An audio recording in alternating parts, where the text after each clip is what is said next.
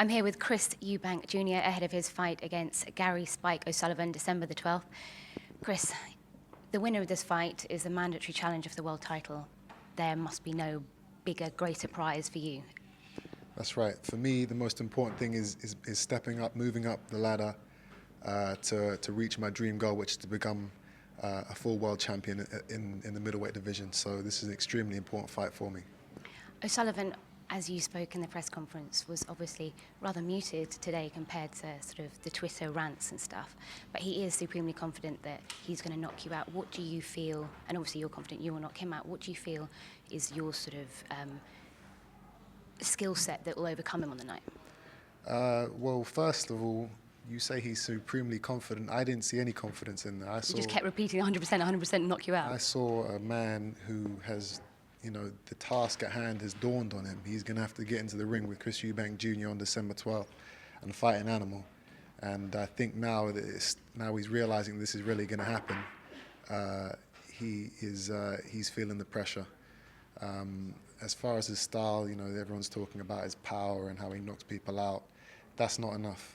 I have a solid chin.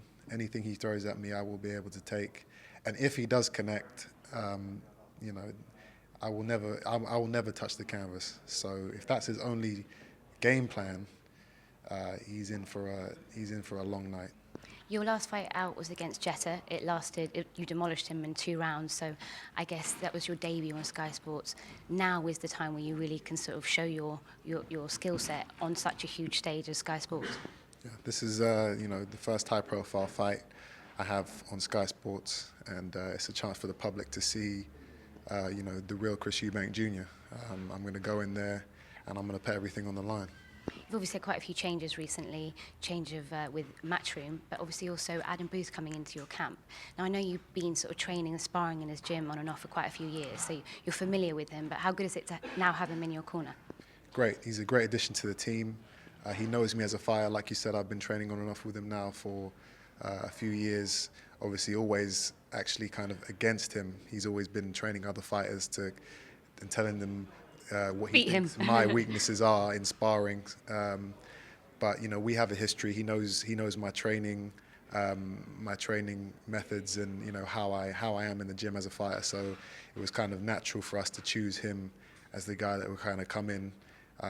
It's not a fresh relationship. We don't have to kind of, there's not really a teething process. It's just, he knows me, I know him, and let's go on with it. And so far, it's been we've had some great results. Obviously, you didn't have very long with you before Jetta, but what kind of, without giving away a game plan, what sort of things has he tweaked? Because obviously he doesn't want to change you as a boxer, but is he, I guess, just done subtle tweaks?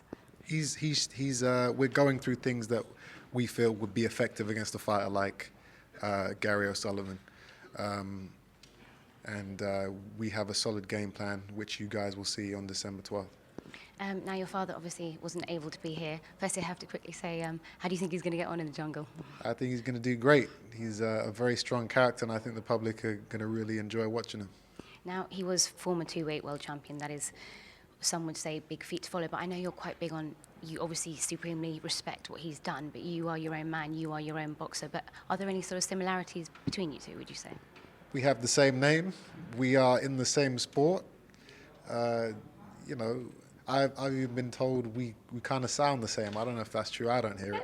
A little tiny bit. But, as far as similarities are concerned, his will and determination and grit to achieve what he wanted to achieve, I believe that's in me as well.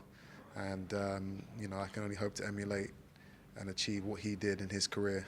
I am my own man. I have my own style of boxing.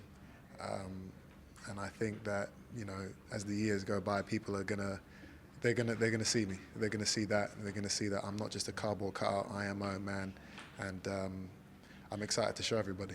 And the middleweight division is absolutely thriving at the moment. Obviously, you've got Triple GG at the top of the tree, and I know you've been vocal in saying he is a goal you'd like to reach. And then you've got Canelo and Cotto, and the winner fights him, and then also Andy Lee fighting a familiar boxer, in Billy Joe Saunders.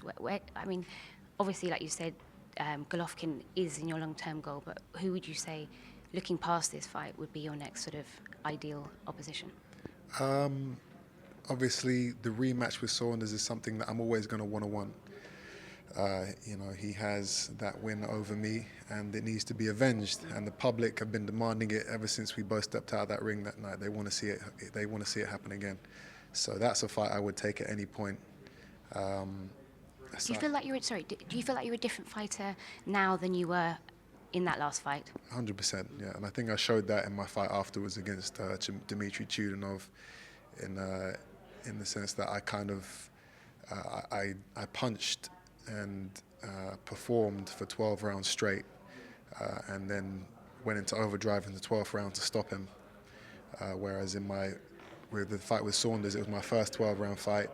I'd only ever gone 8 rounds before, so I went into that fight kind of thinking, what's it going to be like in the 9th, the 10th, the 11th? And that made me subconsciously, I think, pace myself a little bit too much in the early rounds. That's a mistake that will never happen again. You obviously learned from that. 100%. And, you know, I can only hope that the rematch happens soon. Aside from him, you know, I don't really care who I fight, as long as it gets me, you know, as long as the public want to see it, and as long as it gets me, you know, in a position to fight for a world title, that's who I'll fight. That's going to be a cracking fight, December 12th. Thank you so much for talking to London Live, and we wish you all the best. Appreciate it. Thank you. Thank you.